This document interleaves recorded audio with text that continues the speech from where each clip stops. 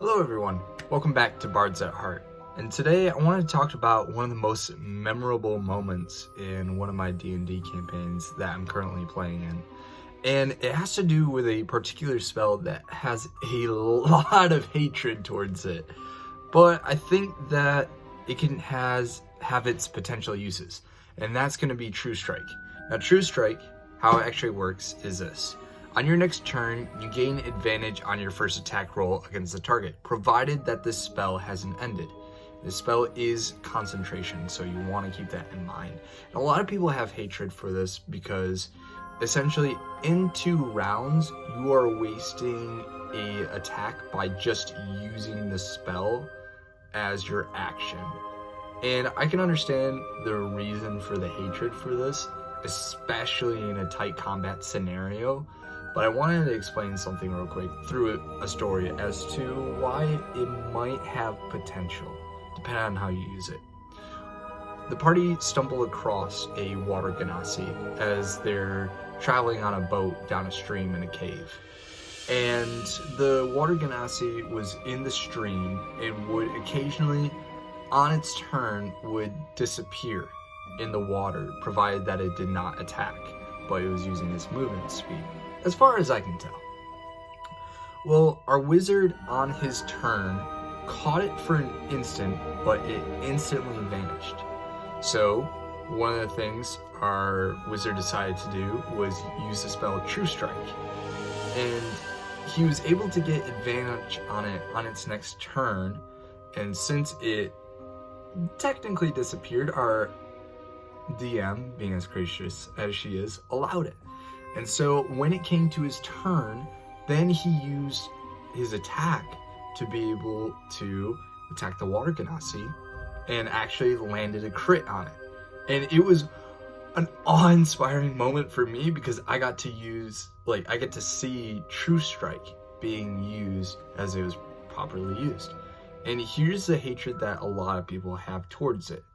Essentially, you roll your dice twice on one hit.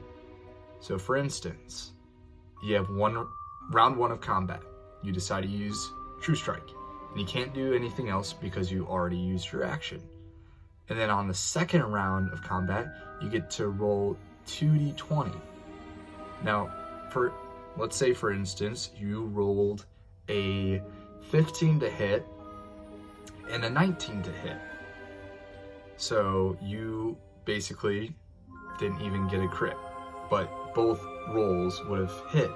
Now, where everybody hates this so much is that that's only one attack. But let's say if you wanted to, instead of using True Strike, just attack twice.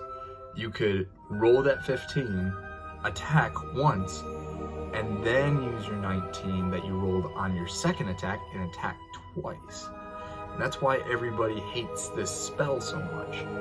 But I've come up with a few loose theories as to how to use this spell effectively.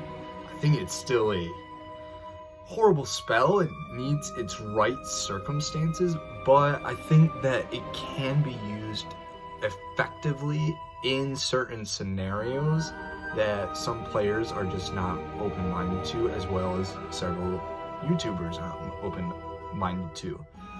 So one scenario that I think that this could possibly work really well is pretty much the scenario I just described. A creature is like floating in and out of perception. Maybe it's hiding, or maybe it's in like a genasi is in their element and it's hard to actually trace where it is. I think that can be a useful way of using it. So you can get advantage when it finally pops back in sight instead of just wasting your turn doing nothing. The second thing I think it could be used well for is an assassination attempt. Let's say if you are in a evil one-shot and you need to kill the High Baron or the High King, and you are sniping out as either a ranger, or maybe you're sniping out as a rogue or something of that sort, and you need to make sure that your hit is the killing blow and you only get one shot at this. I would rather have True Strike on my side then, because then I know at least I get advantage for that roll. And I think really with this spell, people immediately shut down their avenue for creativity.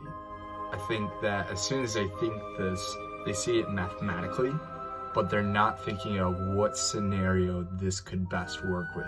And those are only like 2 different theories that I just kind of came up with on the fly. I think that there can be advantage to using True Strike, but I think that there are a lot better cantrips out there.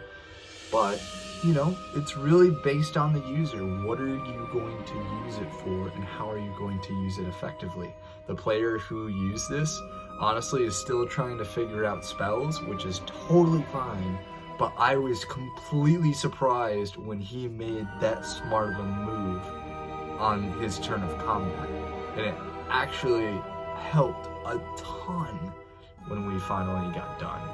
But what are your thoughts about True Strike, or what do you think that can be a useful scenario in this instance? Please leave your comments down in the description below. And also, if you like this video, please give it a thumbs up. And if you want more content like this, please subscribe to the channel. Thank you guys, and I'll see you in the next one.